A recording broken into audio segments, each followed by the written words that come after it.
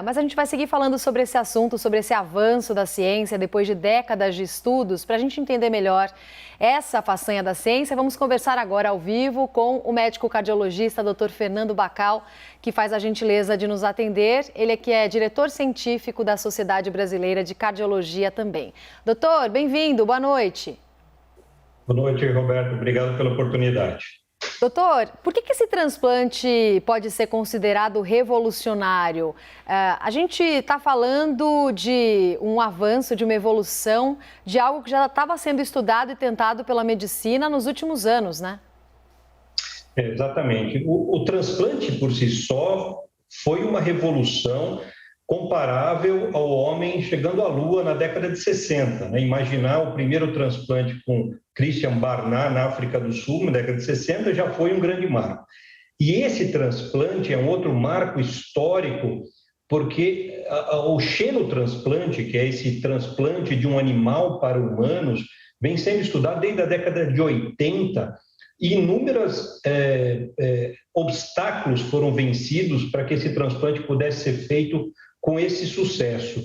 O Favalli mostrou muito bem na apresentação dele a modificação genética, né, do coração desse porco e vencer viroses também, que era um temor da comunidade transplantadora. Eu trabalho com transplante há 30 anos, sempre nós ouvimos e discutimos o risco de transmissão de alguma virose, de um retrovírus de um animal para o ser humano, e isso foi vencido também. Então, é um avanço, é um marco na história da medicina e, sem dúvida, do transplante é um outro grande marco. Sim, agora, doutor, quais seriam, você já explicou um pouquinho, mas quais seriam os principais riscos nesse transplante? Esse momento inicial, né, do pós-operatório do paciente que acabou de ser operado na última sexta-feira, seria o de risco maior? Como você vê a descrição do colega da Universidade de Maryland, quando ele desclampeia a aorta e vê o coração batendo. Esse era o temor, quer dizer, de uma rejeição chamada hiperaguda, quer dizer, o coração não bater agudamente por ter um processo de rejeição. Então, ele já viu imediatamente o coração batendo muito bem. E depois vão ser as rejeições que podem acontecer, as infecções, que esse binômio acontece dentro de todos os transplantes. Mas com essa modificação genética, quer dizer, foi tirado algumas proteínas que seriam risco para levar à rejeição e foram adicionadas algumas proteínas que protegem contra a rejeição.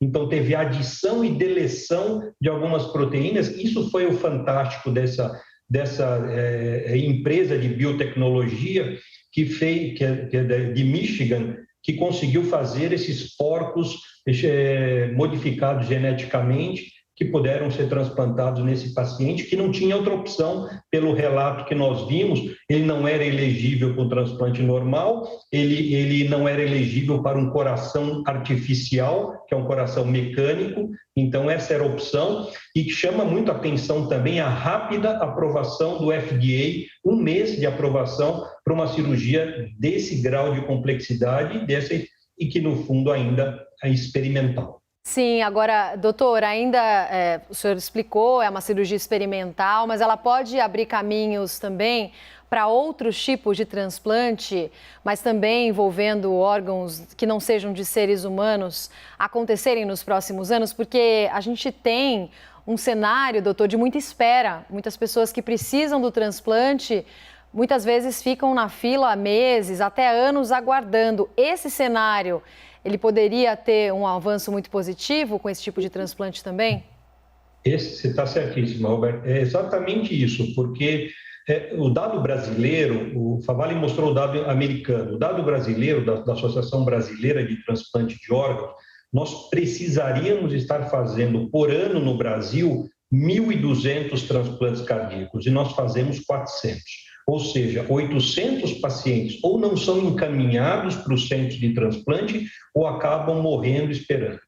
Então, essa tecnologia dando certo, nós faríamos o transplante de uma forma eletiva e conseguiríamos fazer os transplantes e não teríamos o problema da escassez de órgãos, que é a dificuldade de encontrar um doador.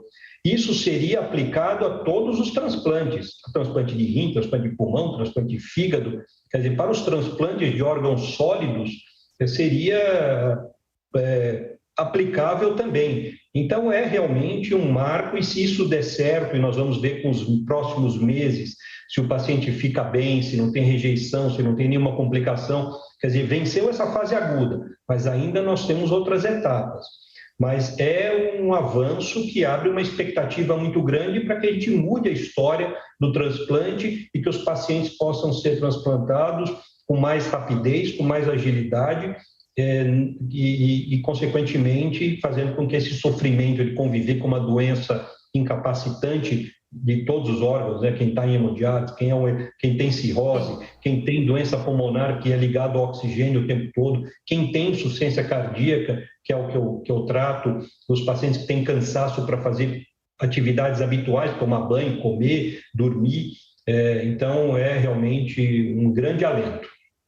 Revolucionário. Doutor, muito obrigada por essa conversa boa aqui na CNN hoje, falando de um avanço tão significativo da medicina para a gente acompanhar e comemorar também. Obrigada, até a próxima. Bom trabalho, doutor. Obrigado, Roberto, e viva a ciência, vocês estão certíssimos. Viva a ciência, com certeza.